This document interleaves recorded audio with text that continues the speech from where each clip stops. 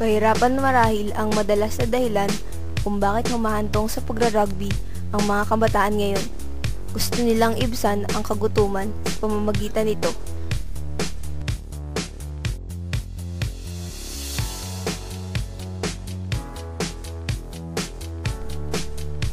Ngunit ano nga ba ang rugby?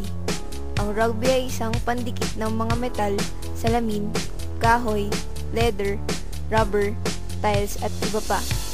Ito ay kapaki-pakinabang sa tahanan at mabibili sa mga hardware at mga tindahan. Ang masama rito ay may nakaka-addict na amoy ang rugby sa kadahilan ng nagtataglay ito ng toluene, isang kemikal na ginagamit sa paggawa ng ilegal na droga tulad ng shabu. Ang paglanghap nito ay nakakapagdulot ng pagkahay katulad ng epekto pag gumagamit ang isang tao ng shabu. Dahil ito ay nakaka-addict, ang matagal na paggamit ito ay nakakasira ng baga at utak na nagdudulot ng maagang pagkamatay.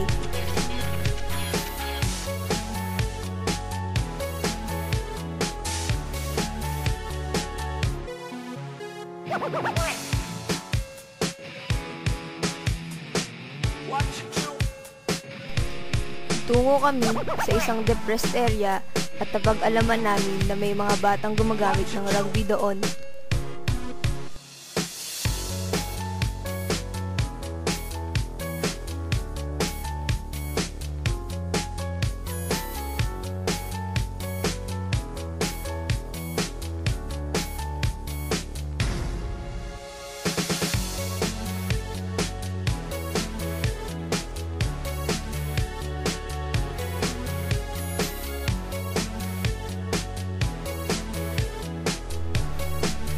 Sumapit ang gabi at naglabasan ng mga batang nagra-rugby. Humingi kami ng permiso kung maaari namin silang videohan at umayag naman sila.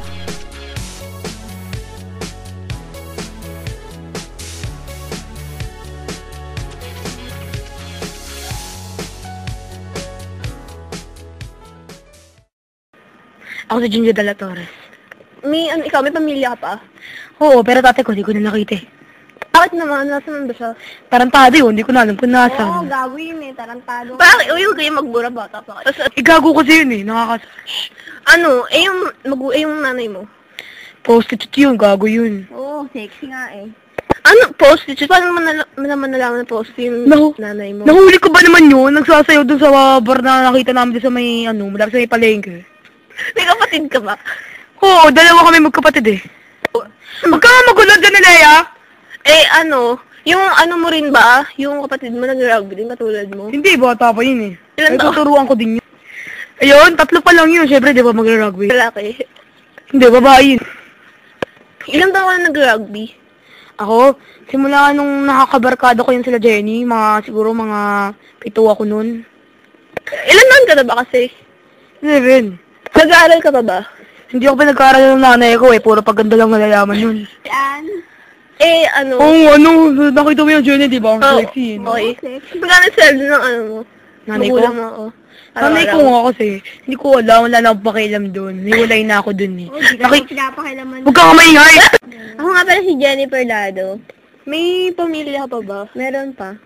Ano yung trabaho ng tatay mo? Mambobote ang tatay ko. Yung nanay mo naman? Prostitute. Hindi. Labandera siya. Minsan nga lang wala siyang trabaho. May kapatid ka pa ba? Oo, 3 kami magkakapatid. Pero ilan ka sa kanila? Ay, sa inyo? Ako lang panganay sa magkakapatid. Tawag doon. Ikaw lang ba yung nag-rugby? Ay, hindi Meron pa akong isang kapatid na nag-rugby din. Paano ka natutong mag-rugby? Nakikita ko lang yun sa mga kabarkada ko, tapos tinanong ko kung masarap. Sabi nila, okay naman daw. Pantawid gutom daw yun.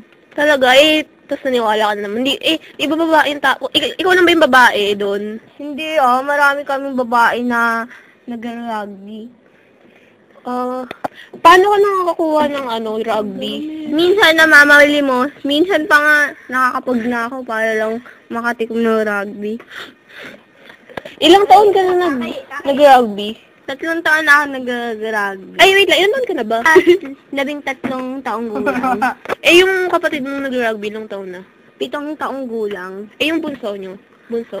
Ang bunso naming kapatid, 2 taon pa lang siya. 2 taon?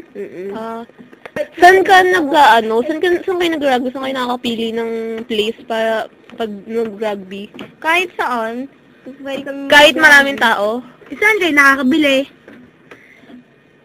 Hindi, minsan pinapabili lang sa amin, minsan binibigay, minsan basta kung saan meron tinda. Nahuli na ba kayo? May sumisita ba sa inyong mga kunyari police o tao na pag nag-rugby nakikita kayo? Meron, pero pag meron gano'n, nagtatakbuhan kami para hindi kami masita. Ano yung pakiramdam pag nag-rugby ka? Kapag hindi ka kumain, kapag nag-rugby ka, pakiramdam mo, busog ka, parang may kinain ka. Tsaka sa huli nun, inaantok ka, parang makakatulog ka. Oo. Yan, rugby, kung alam mo naman masarap. Alam mo bang, may mga side effects yung rugby? Oo, alam ko naman, pero... ba't mo pa ginagawa? Anong side effects? Kami, para nga matawid yung gutom namin, hindi kami makaramdam ng gutom. Eto, huling tanong, may bala ka pa bang tumigil mag-rugby? Depende. Kung magkakaroon ng trabaho yung mga magulang ko, siguro titigil ako kung maayos yung trabaho. Pero kung hindi, tingin ko hindi. Kasi mahirap makakakuha ng trabaho ngayon. Tsaka yung mga magulang ko hindi nakapagtapos ng pag-aaral.